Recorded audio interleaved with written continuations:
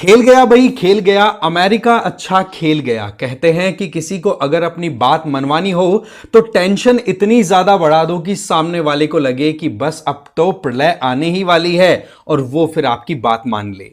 इसे जियोपॉलिटिक्स में ब्रिंक्समैनशिप कहते हैं। डोनाल्ड ट्रंप ने रशिया और यूक्रेन वॉर के चलते रशिया को फेवर करते हुए यह कहा कि यूक्रेन को अब सीज फायर साइन कर ही लेना चाहिए। नतीजतन यूक्रेन के साथ पूरा यूरोप अब बहुत ज्यादा टेंशन में आ चुका है कि यूएसए आखिर ऐसे कैसे कर सकता है। जहां एक तरफ यूएस और रशिया दोनों के डेलीगेशन सऊदी अरब में जाते हैं, बातचीत करते हैं और वहां पर सीज फायर प्लान तैयार किया जाता है जिसमें यूक्रेन को कुछ भी हासिल नहीं हो रहा। वहीं पर ट्रंप ने अभी रिसेंटली जो मीटिंग हुई है उसमें जेलेंस्की की धज्जियां उड़ाई हैं। ट्रंप यहीं नहीं रुके, यूएन में भी रशिया को ट्रंप ने सपोर्ट किया और इतना ही प्रेशर लगातार एक्सर्ट करते हुए यूक्रेन को मनाने की पूरी कोशिश की गई। ये एग्जैक्टली ट्रंप का पूरा एक बिजनेस माइंड जो है वो दिखाई पड़ रहा है, जहां पर ट्रंप की अब सीधी नजर है यूक्रेन के क्रिटिकल मिनरल्स पर। जहां पर सीधी बात है कि जिस तरीके से यूएसए की यूएस एड ने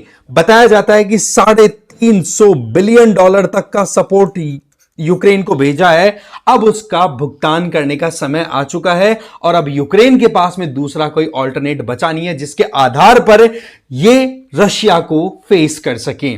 इसमें यूएसए की इंडस्ट्रियल ग्रोथ का राज छुपा हुआ। आपको पता है कि रशिया कितना भी ज्यादा पावर अपनी एक्सर्ट कर ले, बट वहां पर यूएसए जब तक इंटरेस्ट दिखा रहा है तब तक रशिया अपनी बातें नहीं मना सकता। बट वहीं दूसरी तरफ है यूनाइटेड स्टेट्स की सिंपल सी पॉलिसी रही है कि पहले हमें तेल की जरूरत थी तो हमने कई युद्ध कराए और अब हमें क्रिटिकल मिनरल्स की जरूरत है क्योंकि चाइना आंखों में आंखें डाल करके यूएसए से बात करता है। ऐसे सिचुएशन में अब यूक्रेन के पास में कोई स्कोप बचा नहीं। तो यहां से एक सिंपल सा मैसेज, एक बहुत ही इंपॉर्टेंट मैसेज पूरी दुनिया में चला गया, स्पेसिफिकली इंडिया जैसे कंट्रीज के लिए कि जी अगर आपको युद्ध लड़ना है तो आप अपने खुद के बलबूते पे लड़े, ना कि किसी दूसरे के। और यही चीज यहां पर जेलेंस्की की इस इमेज में साफ साफ दिखाई पड़ रही है कि भाई साहब किसके कहने पे मैंने ये कदम उठा लिया। अभी जो कल वाली जो मीटिंग हुई है उसको लेकर के तो पूरी सुर्खियां इस पर्टिकुलर मीटिंग ने बटोर रखी है, जहां पर व्हाइट हाउस में जेलेंस्की पहुंचते हैं और डोनाल्ड ट्रंप और इधर इन्हीं के रिपब्लिकन पार्टी से JD Vance, vice president of USA, इनके बीच में जब बातचीत हुई तो यूं लगा जैसे घर में किसी दो ग्रुप में घर बट गया हो और एक इंडिविजुअल का ग्रुप बड़ा कमजोर पड़ गया और उस कमजोर वाले को थपेड़े मारे जा रहे हैं। एग्जैक्टली ऐसा ही कुछ है कि यूं मानो कि ट्रंप ने जेलेंस्की को थपड़िया दिया है। शायद इतिहास में यह पहली बार है कि कोई प्रेसिडेंट यूएसए के व्हाइट हाउस में जाकर के मीटिंग करता है यूएस प्रेसिडेंट के साथ में और वहां पर फिर इतना ज्यादा प्रेशराइज। अच्छा, यहां पर इन दोनों के बीच में जो तू मैं हुई ना, उसकी तो कोई हद ही नहीं है। आप एक बार इस वीडियो को देखो। A lot of questions. Let's start from the beginning. Sure. First of all, during the war, everybody has problems. Even you, but you have nice ocean and don't feel now, but you will feel it in the future. God bless. You don't know that. God bless. God bless. You will not have war. Don't tell us what we're going to feel. We're trying to solve a problem. Don't tell us what we're going to feel. I'm not telling you. Because you're in no position to dictate that. That's exactly what you're doing. You're in no position to dictate what we're going to feel.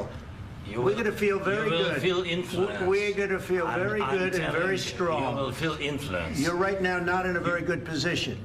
You've allowed yourself to be in a very bad position, and he happens to be right about it. From the very beginning of the war. You're not in a good position. You don't have the cards right now. With us, you start having cards. Right now, you don't. You're playing cards. You're playing cards. You're gambling with the lives of millions of people. You're gambling with World War III. You're gambling with World War III. लिया आपने। अब आगे बढ़े उससे पहले मैं आपको बता देता हूं कि PWONLIS की तरफ से यूपीएससी फाउंडेशन कोर्सेज रन कराए जा रहे हैं, जहां पर 2026 के जो एस्पिरेंट्स हैं वो संकल्प कोर्स ज्वाइन कर सकते हैं अगर वो इंग्लिश या हिंदी में जाते हैं, और 2025 वाले इंग्लिश या हिंदी वाले प्रहार ज्वाइन कर सकते हैं। वहीं पर दोनों सालों में अगर आप इंग्लिश के हिसाब से जाना चाहते हैं, प्योर इंग्लिश में आपको कोर्स सब्सक्राइब करना है तो टाइटन आपके पास में ऑप्शन अवेलेबल है। इनमें आपको देखो लाइव रिकॉर्डेड क्लासेस मिलेगी, जीएस इसमें इंक्लूडेड है, सीसैट भी साथ में है, तो प्रीलिम्स का आपका हो गया यहां पर एक गजब का बंच तैयार। फिर आप आ जाइए daily MCQ answer, MCQ practice और आंसर राइटिंग, मतलब प्री और मेंस दोनों पे फोकस्ड यहां पर ये कोर्स रहने वाले हैं। इसके अलावा आपको ई बुक्स दी जाएगी जिससे कि आप खुद से पढ़ाई कर सकें। तो बात आपको समझ में आ गई होगी कि डोनाल्ड ट्रंप ने बातों ही बातों में जेलेंस्की को पहले डिक्टेटर बोल दिया था और अब यूं बोल दिया स्टूपिड प्रेसिडेंट। बोले तुम्हारी वजह से करोड़ों की संख्या युद्ध में झोंकी जा चुकी है, और यह भी बोला कि आप वर्ल्ड वॉर 3 का गैम्बल खेल रहे हो।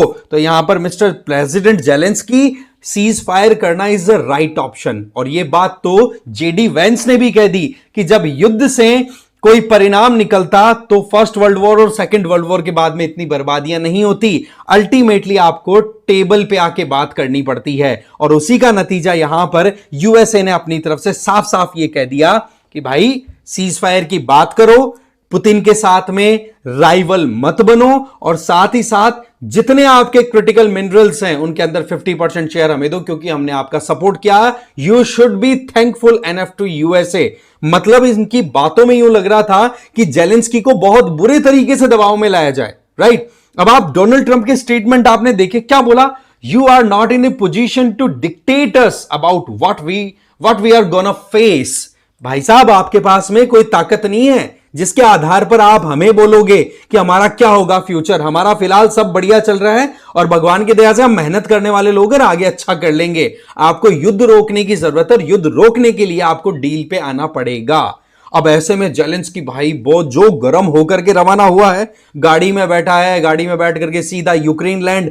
फिर मीडिया वालों ने अगेन कवरेज किया कि भाई बताओ क्या सोचते हो यूएसए के जो आपने बातचीत की उसको लेकर के, क्या आप थोड़ा बहुत भी यहां पर सॉरी फील कर रहे हो? तो वहां पर प्रेसिडेंट जेलेंस्की ने कहा कि वाकई में मैंने थोड़ी गलती कर दी, थोड़ा सा ऊपर आवाज में बोल दिया, बट स्टिल हम कहीं ना कहीं यूएसए से एक्सपेक्ट कर रहे हैं कि वो हमारा सपोर्ट करे। अब यहां पर एंगल आता है यूरोप का। भाई सीधी बात है, यूरोपियन कंट्रीज तो खुद इस चीज को लेकर के सिर पकड़े बैठे हैं कि ट्रंप आ गया, भाई ये तो बिल्कुल भी सपोर्ट नहीं करेगा। और ट्रंप तो नेटो को वैसे ही पहले ही खत्म करना चाहता था, क्योंकि नेटो में मैक्सिमम फंडिंग यूएसए की तरफ से, maximum contribution in terms of defence USA की तरफ से। तो ट्रंप बिल्कुल भी इस चीज को लेकर के सहज नहीं है। भाई बिजनेस के मामले में तो 1-to-1 बात होती है, तू मेरा माल खरीद, पैसे दे, रवाना बात, काम खत्म। अब यहां पर यूरोप इतने सालों से बोला इतना बेनिफिट उठा चुका है, बोला प्रेसिडेंट पहले बिल क्लिंटन रह चुका है, ओबामा रह चुका है, और जो बाइडेन ने भी अभी रिसेंटली 4 साल कंप्लीट किए हैं, बट इन चारों ने पूरा मामला बिगाड़ दिया, पूरे देश को बिल्कुल गर्त में ले जाके छोड़ दिया। हम ऐसा बिल्कुल भी नहीं करेंगे। अब आप सोच सकते हैं कि किस तरीके से यूएसए में केवल एक रिजीम चेंज होना कितना ज्यादा फॉरेन पॉलिसीज को एकदम अपसाइड डाउन कर देता है। हमारे देश में भी अगर देखें तो जब सरकारें बदलती हैं, एक पार्टी से दूसरी पार्टी की तरफ पावर ट्रांजिशन होता है, तो इतना ज्यादा ड्रास्टिक अपसाइड डाउन चेंज हम नहीं देखते हैं, बट यूएसए में ऐसा होता है। इसीलिए कहा जाता है कि यूएसए पे आप ब्लाइंडली फेद नहीं कर सकते हो। जेलेंस्की ने तो यहां तक रोना रोया कि अगर आप सीज फायर अगर करोगे तो आप ये मान के चलो कि जितना एरिया रशिया ने ऑक्यूपाई कर रखा है वो बिल्कुल भी नहीं छोड़ेगा। यहां पर क्रीमिया तो 2014 में ऑक्यूपाई कर लिया था रशिया ने। अब यहां यूक्रेन के सामने अस्तित्व को बचाने का युद्ध चल रहा है, क्योंकि अगर यूएसए कंप्लीटली विड्रॉ कर देता है ना तो यूक्रेन के पास में कोई स्कोप नहीं है, क्योंकि इधर से फिर रशिया और आगे बढ़ता चला जाएगा। क्योंकि रशिया का तो एक ही था कि 1991 में जब यूएसएसआर डिसइंटीग्रेट हुआ था तो सीधी बात कही गई थी कि नेटो की बॉर्डर हमसे नहीं लगनी चाहिए, और यूक्रेन जो कि यूएसएसआर से निकला था वो नेटो में जाने की कोशिश करेगा, वो यूरोप की तरफ ज्यादा जाने की कोशिश करेगा, तो रशिया तो अनकंफर्टेबल होगा, जिसका नतीजा ये युद्ध हुआ। बात तो इतनी ज्यादा तक हो गई थी, आपने खुद ने देखा कि भाई आप यहां पर यह समझ के चलो कि अगर यूएसए का सपोर्ट नहीं जाता ना तो ये युद्ध 2 हफ्तों में खत्म हो जाता। ट्रंप ने तो ये कहा, इतने में जेलेंस्की ने कहा बोला 3 दिन ही नहीं चलता फिर तो ये युद्ध। तो ये चीजें हो रही हैं। तो एक बात पक्की है कि आपको अपनी खुद की क्षमता के आधार पर कदम उठाने चाहिए, किसी और की बूस्टिंग पे नहीं, क्योंकि अगला बंदा जब तक फेवरेबल कंडीशन है आपको सपोर्ट करेगा, कंडीशन चेंज हुई, आप लटक जाएंगे। और एग्जैक्टली यही अभी यूक्रेन के साथ होता हुआ दिखाई भी पड़ रहा है। इस मामले में आपका क्या सोचना है कमेंट करके जरूर बताएं। बाकी कोई अपडेट आएगा डेफिनेटली मैं शेयर करूंगा। Thank you very much for watching this video.